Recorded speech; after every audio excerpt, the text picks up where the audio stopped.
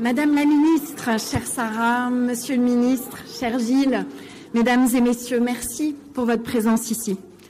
Derrière beaucoup de ces visages, les souvenirs qui me remontent de nos projets, de nos échanges, de nos combats, de nos émotions, de nos fiertés partagées, y compris avec toi, cher Gilles, au cœur de cet été 2024 sur le Tire de Châteauroux. Que ces 2 années et demie ont été intenses, les plus passionnantes de ma vie professionnelle, terriblement exigeantes, dures parfois, mais tellement fortes et au total si belles. Je veux remercier le président de la République pour sa confiance. Quand il m'a nommée dans cette fonction, il savait exactement ce que je voulais faire. Je lui avais dit, je lui avais écrit même, mais bien sûr, je n'avais pas tout anticipé. Je ne savais pas que j'allais devoir prendre sur mes épaules, 5 jours ouvrés après ma nomination, le fiasco de la finale de la Ligue des Champions et sa gestion. Ni que j'aurais à croiser le fer avec Noël Le Graët, en pleine Coupe du Monde de football au Qatar, où par ailleurs, le pull aux couleurs arc-en-ciel que j'avais porté en tribune n'avait pas été exactement du goût des autorités locales. Et je ne savais pas non plus, cher Jacques, que j'allais devoir gérer les 2 crises résultant des agissements de Claude Haché puis du procès de Bernard Laporte à quelques encablures de l'accueil par la France de la Coupe du Monde de rugby. Mais ce que je savais, c'est que la bonne organisation de cet événement, comme plus tard celle des Jeux de Paris 2024, était un impératif non négociable pour le président de ma feuille de route. Et ce que lui savait, comme tous ceux qui me connaissent, c'est que sur le respect de l'éthique, de l'intégrité, des principes de bonne gouvernance, je ne lâcherai rien. Quand j'ai eu le bonheur de démarrer dans l'équipe d'Elisabeth Borne, puis sous le leadership de Gabriel Attal, une double ambition a été inscrite dans ma feuille de route. La feuille de route d'un ministère des Sports, redevenu ministère de plein exercice, et dont le chef de l'État a tenu en mai 2022 à élargir la mission pour la première fois de l'histoire aux Jeux Olympiques et Paralympiques, pour en renforcer le pilotage et apporter à leur préparation un souffle nouveau. Première ambition, faire de la France une nation sportive. Alors, avec ma vaillante équipe du cabinet, que je veux tout entière saluer, avec tous les agents de ce ministère, de la direction des sports, chère Fabienne Bourdet, aux établissements, aux services déconcentrés, cher Rodolphe, que je veux tous remercier, et avec toutes les forces vives du sport français, à qui je veux dire ma gratitude. On a travaillé d'arrache-pied, pour donner corps à cette ambition, à travers notamment les IPCS, ces ateliers d'impulsion politique et de coordination stratégique que j'ai organisés et animés une quinzaine en 2 ans et demi. Basés sur une méthode sans doute inspirée de mon expérience de 15 ans en entreprise, établir précisément l'objectif à atteindre, clarifier les rôles et les responsabilités pour y parvenir, y compris en démêlant au passage ce qui était alors l'épouvantable plat de spaghetti, je crois qu'on peut le dire, de la gouvernance du sport français, fédérer les énergies pour qu'un vrai collectif avance dans la même direction et suivre les progrès dans le temps pour que le soufflet ne retombe pas et pour que rien ne s'affaisse. Et les résultats ont suivi. On a déployé avec l'Agence nationale du sport, cher Frédéric Sanor, le plan 5000 équipements de proximité et conçu le plan Génération 2024, appelé aujourd'hui à en prendre la suite. On a mis en place, en complément de l'EPS, les 30 minutes d'activité physique quotidienne aux primaires, en bonne voie de généralisation, grâce à l'engagement des enseignants qui en ont vu les bénéfices pour leurs élèves, comme pour la vie de classe. On a déployé les 2 heures de sport supplémentaires pour les collégiens volontaires, en créant des passerelles nouvelles et toujours à renforcer entre établissements scolaires et clubs sportifs. On a amélioré le passeport en le simplifiant pour les familles comme pour les clubs, en étendant son bénéfice aussi aux étudiants boursiers, aux structures des loisirs du sport marchand et aux associations de jeunesse et d'éducation populaire.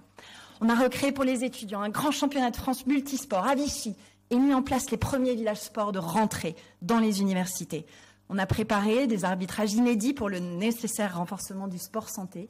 Je sais là-dessus que tu sauras transformer l'essai, cher Gilles, et que Michel Simès y veillera personnellement. On a amélioré la reconnaissance des bénévoles avec une démarche innovante de certification des compétences dont bénéficient les volontaires de France 2023 et ceux de Paris 2024, avec le tout nouveau service public de la valorisation des acquis de l'expérience pour lequel j'ai obtenu que le bénévolat sportif est un traitement prioritaire. On a mis les bouchées doubles avec les équipes du comité paralympique sur la formation des clubs inclusifs pour que dirigeants, encadrants, éducateurs sachent mieux accueillir les personnes en situation de handicap et leur permettre d'inscrire le sport dans leur cœur de vie. On a soutenu comme jamais le développement du e-sport et de la Sportec. On s'est battu pour le sport féminin, auprès des dirigeants de clubs, auprès des sponsors, auprès des diffuseurs. On a défendu le modèle sportif européen chaque fois qu'il était menacé. Enfin, on a lancé un plan inédit pour l'inclusion par le sport en construisant une alliance avec de magnifiques associations.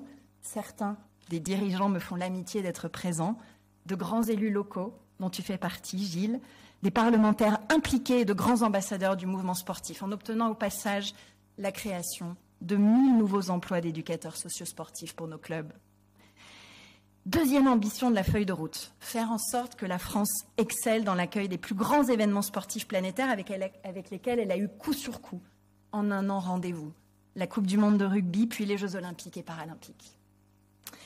Le rugby, cruelle défaite d'un tout petit point en quart de finale contre l'Afrique du Sud, le futur vainqueur, avec un Antoine Dupont abîmé.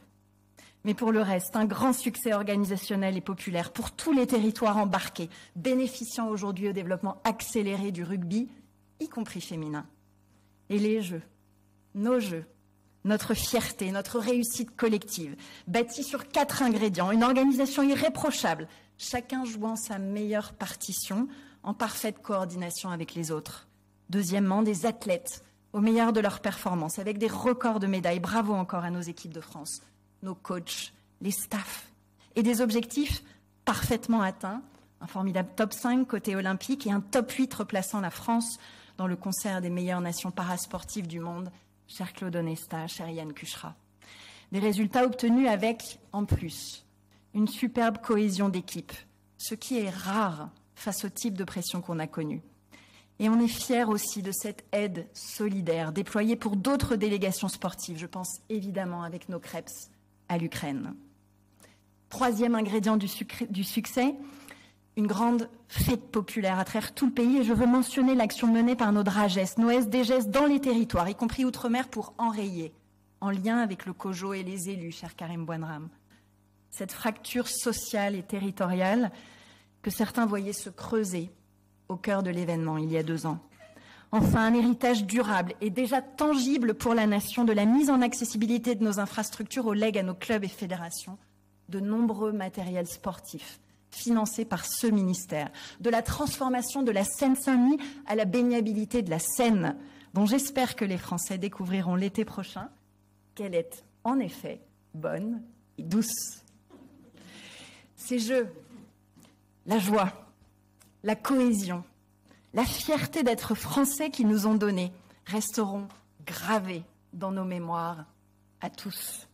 Je veux de nouveau féliciter ici tous les agents du ministère, des cadres techniques au personnel administratif, des assistants aux directeurs en passant par nos chargés de mission, sans oublier la DIGES et l'IGSR pour leur contribution à ce succès historique et l'engagement qu'ils y ont mis. Je veux aussi, en y associant l'indispensable Cyril Mourin, remercier mon équipe rapprochée pour son dévouement exemplaire au service de la réussite du projet, nuit et jour, week-end compris. Un projet emmené magnifiquement par Tony Estanguet, auquel je veux rendre hommage, ainsi qu'à toutes ces équipes représentées ici.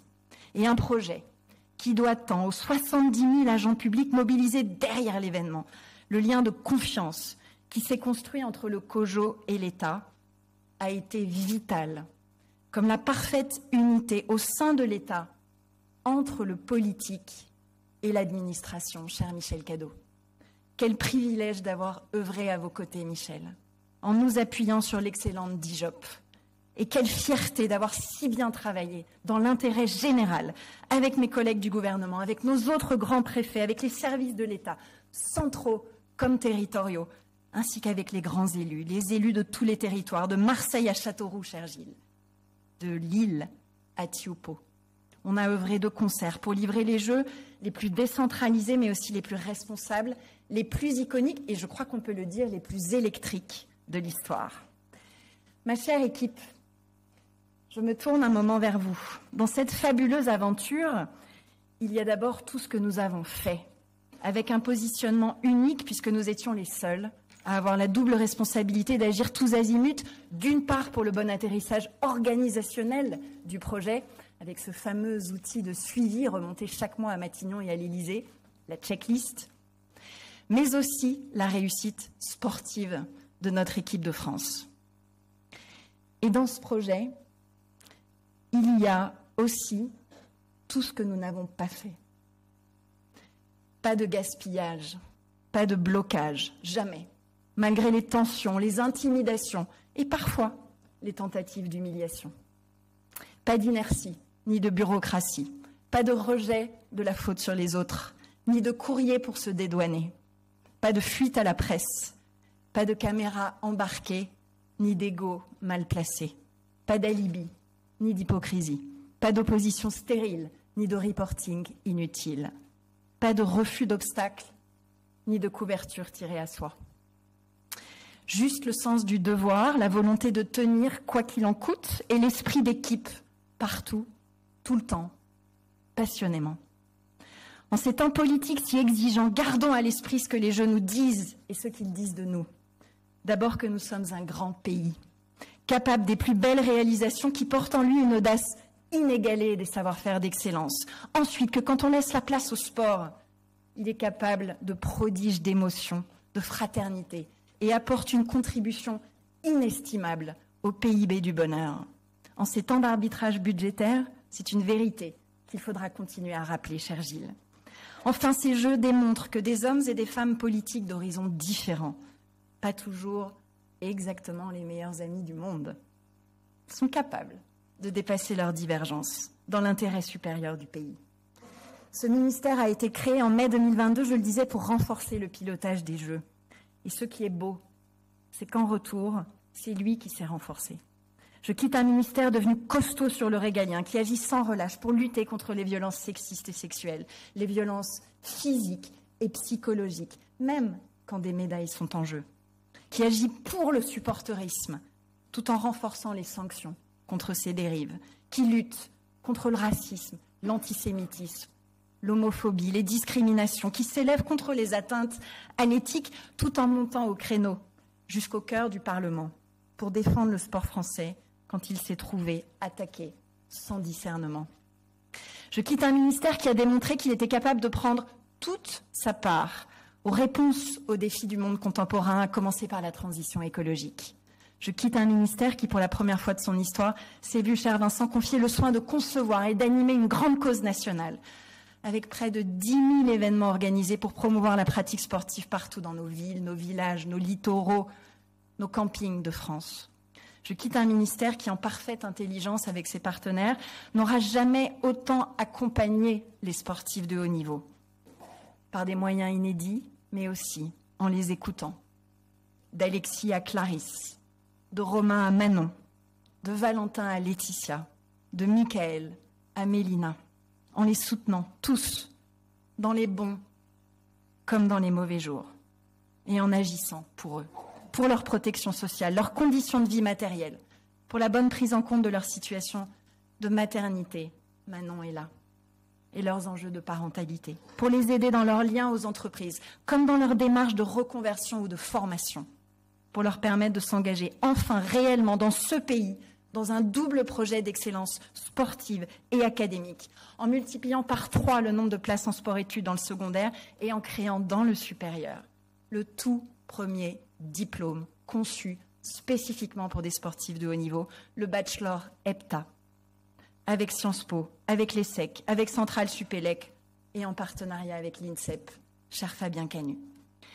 Et je quitte enfin un ministère dont chacun des agents, nous en parlions lundi dernier, se dit aujourd'hui qu'il ou elle a eu raison de choisir le sport pour carrière, de s'y former, de s'y développer et ressent plus que jamais la fierté de servir le sport français.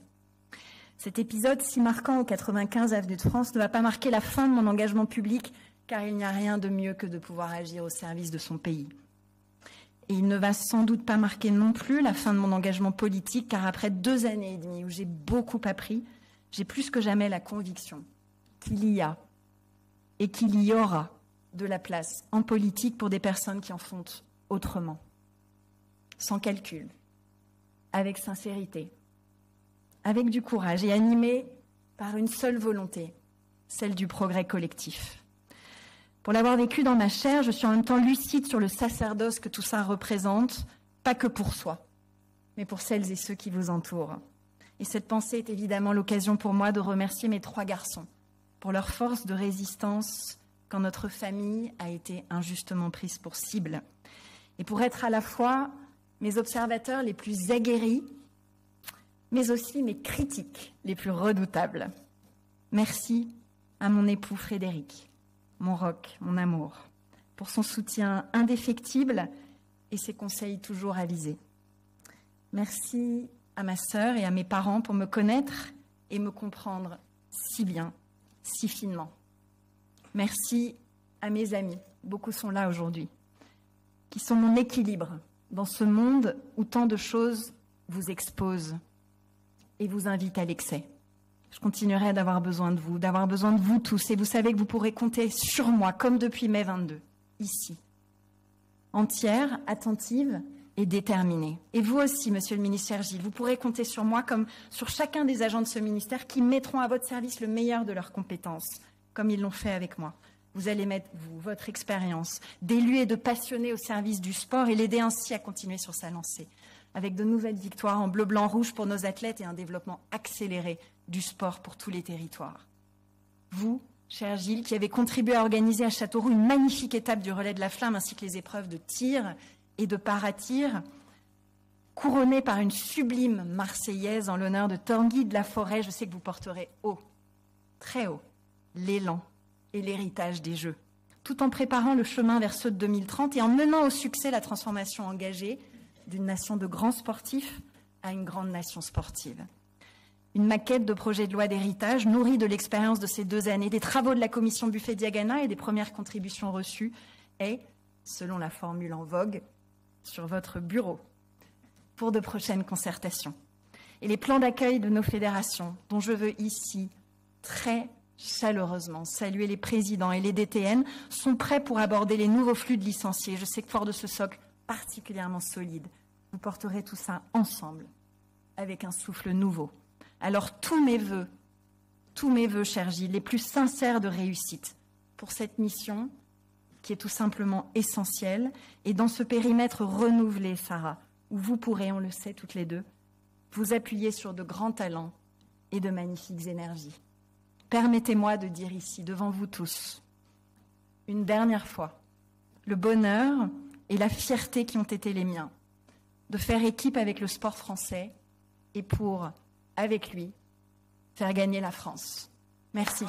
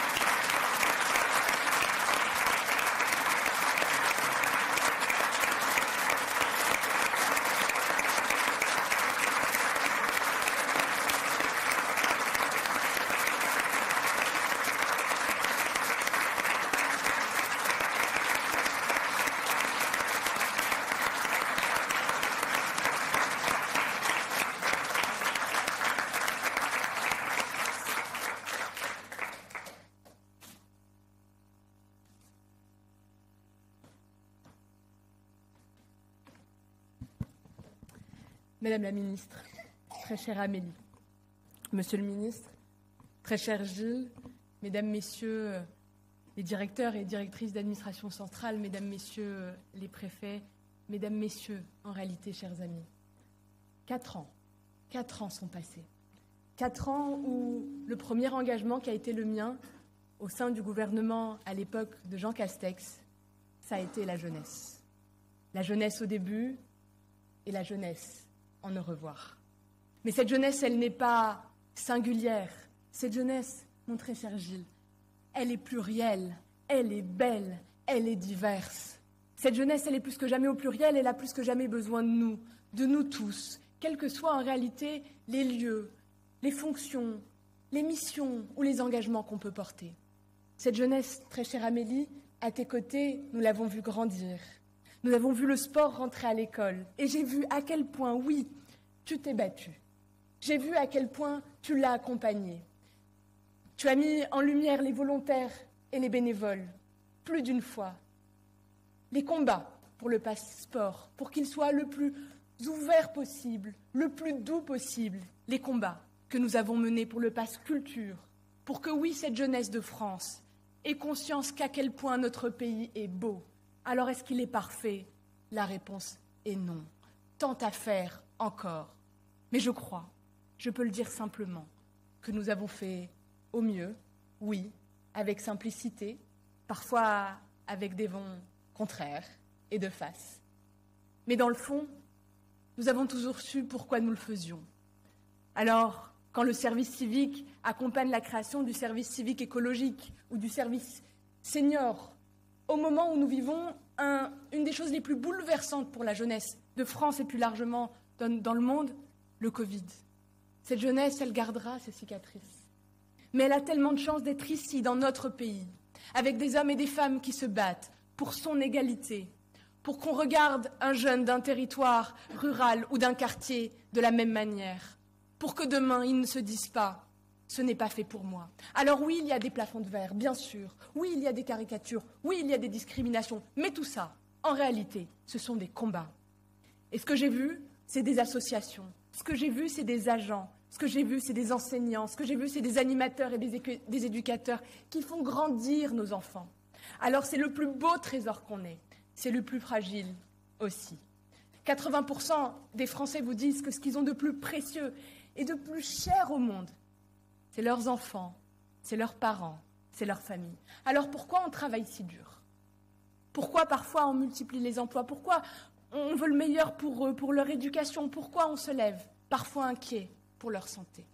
C'est pour eux, c'est pour cette jeunesse. Et mon très cher Gilles, tu as la charge, d'une certaine manière, de l'avenir de notre pays. Alors on a l'habitude de dire que le sport fait grandir, oui, plus que jamais. Il fait grandir une nation, il fait grandir des valeurs, il fait grandir un pays, mais il fait aussi grandir sa jeunesse, parce qu'il lui donne des rôles modèles, parce qu'il lui donne des caps, parce qu'il lui donne les raisons d'être fier. Alors tu auras apporté, cher ami, et je suis très heureuse que tu prennes cette suite, apporté de magnifiques projets, parfois un peu plus matures, parfois un peu plus jeunes. Je pense bien sûr au développement du service civique à l'international, au volontariat. Je pense évidemment au mentorat, cette chance donnée d'opportunités, de donner un réseau à ceux qui n'en ont pas, mais aussi de faire grandir les mentors, parce qu'en réalité, c'est les deux qui en bénéficient. C'est aussi un projet qui me tient profondément au cœur, qui est un projet de nation, oui, de rebâtir un patriotisme républicain et de défendre une république laïque, une république sociale, et oui, une république progressiste. Je pense bien sûr au service national universel, qui au plus profond de ses racines, au plus profond de son projet, porte cette France des Lumières, celle qui dit que parfois, quand on porte un uniforme et qu'on se retrouve dans un temps donné, en dehors de chez soi, à lever un drapeau, à faire du sport, à protéger la nature, alors on construit cette citoyenneté. Et je crois que tous nos enfants, que tous les jeunes de France ont le droit d'avoir la chance d'être accompagnés dans ce parcours de citoyenneté, quel que soit l'engagement et le parcours qu'ils prendront. Alors, que ce soit les jeunes sapeurs-pompiers, que ce soit les volontaires des Restos du Cœur, que ce soit les jeunes que j'ai 1000 fois croisés, bien sûr, en service civique, en mentorat, en Erasmus, que ce soit des jeunes de l'OFQJ ou de l'OFAGE, c'est cette jeunesse de France, très cher ami, que tu vas avoir à porter, à éclairer, pour lui donner cette énergie, pour continuer à lui dire à quel point notre pays est une chance. Je sais qu'il m'a tout donné. J'ai essayé de donner à mon tour, modestement, mais d'une certaine manière, à ta manière, très chère Amélie, avec sincérité, avec simplicité. Alors, les engagements ne s'arrêtent jamais, puisque ce sont des engagements et dans le fond, des chemins de vie.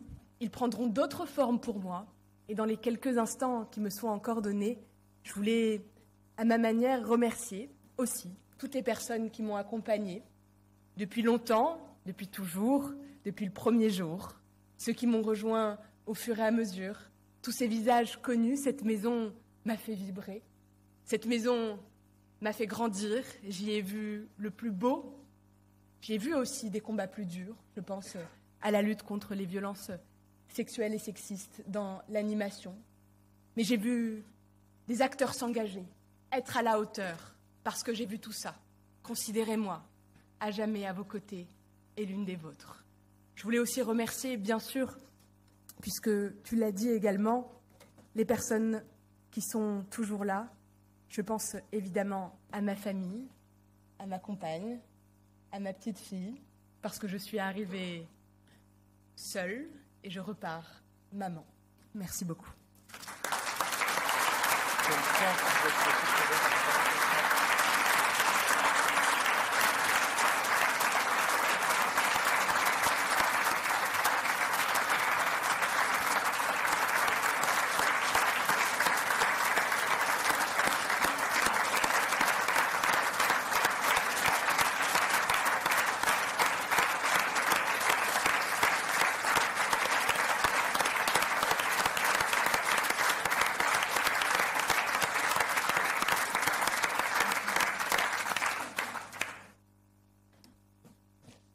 Madame la ministre, chère Amélie, très chère Amélie, Madame la ministre, chère Sarah, très chère Sarah, Mesdames et messieurs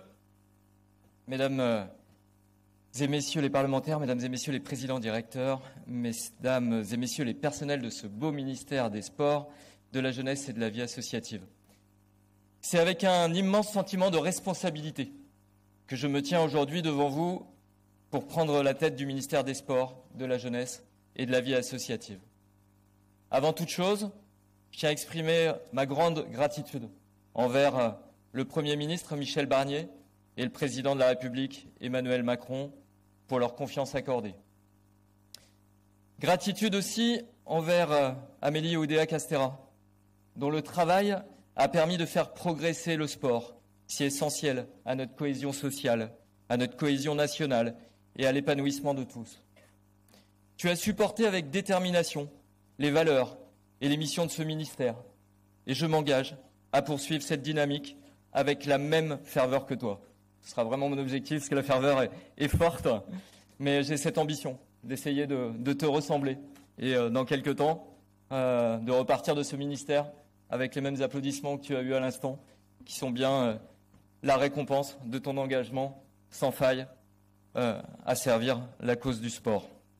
Le sport est bien plus qu'une simple pratique physique ou qu'un loisir. Il est un pilier fondamental de notre société. Un levier pour la santé, un outil d'intégration sociale, un vecteur de rayonnement international pour notre pays. C'est en ce sens que mon action s'inscrira dans une vision globale du sport, avec plusieurs axes prioritaires que je souhaite aborder dès aujourd'hui. Le Premier ministre l'a exprimé fortement hier.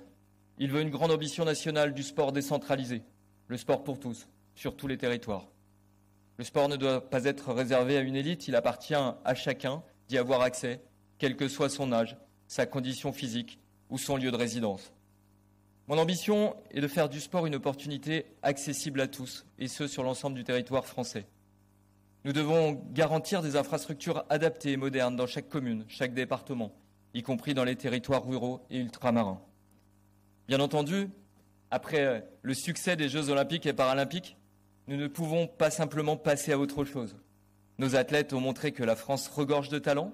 À nous de donner les moyens pour développer l'accompagnement de ces talents, y compris dans le handisport, qui a définitivement conquis le cœur des Français et nous a fait vivre des moments incroyablement forts. Je serai particulièrement attentif à développer et renforcer les politiques de sport-santé, en partenariat avec le ministère de la Santé, pour encourager une pratique régulière et bénéfique à la santé de tous, dès le plus jeune âge. Nous devons lutter contre la sédentarité et promouvoir un mode de vie actif, tant au sein des écoles que dans le cadre de la vie associative. Pour cela, il nous faudra soutenir les collectivités locales et les associations qui jouent un rôle primordial dans la mise à disposition d'équipements et l'organisation d'événements sportifs de proximité. La haute performance doit être un moteur pour l'excellence française. Nous l'avons vu cet été, la France est une terre de champions et de grandes compétitions. Nos athlètes, qu'ils brillent sur la scène nationale ou internationale, incarnent l'excellence et l'effort. Ils font flotter notre drapeau tricolore plus haut et résonner la Marseillaise aux quatre coins du monde. L'un des objectifs majeurs sera de renforcer encore davantage notre soutien à la haute performance. Les Jeux olympiques et paralympiques ont su être une opportunité exceptionnelle de démontrer que notre pays peut non seulement organiser des événements sportifs mondiaux d'envergure, mais aussi préparer et accompagner nos athlètes vers les plus hauts sommets. Nous devons leur offrir les infrastructures de pointe, un accompagnement physique, mental et médical irréprochable. Renforcer les dispositifs de formation, notamment dans les disciplines où nous avons un potentiel encore inexploité. Je veillerai à ce que l'excellence française soit soutenue sur tous les fronts, en collaborant étroitement avec nos fédérations sportives, nos clubs et bien sûr nos athlètes eux-mêmes. L'événementiel sportif est une vitrine internationale. La France a su, au fil des années, devenir une terre d'accueil privilégiée pour les événements sportifs internationaux. Notre pays se positionne comme un acteur incontournable sur la scène mondiale. Ces événements sont bien plus que de compétition. Ce sont des moments de partage, de communion, d'émotions collectives qui unissent nos concitoyens autour de valeurs communes, tout en les rendant fiers d'être français.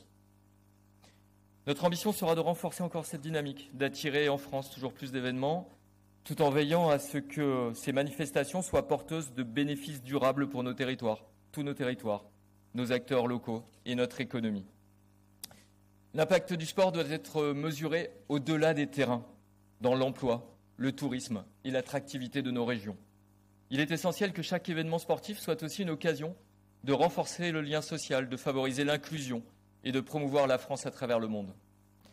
Le sport doit rester un lieu d'éthique, de respect, d'exemplarité.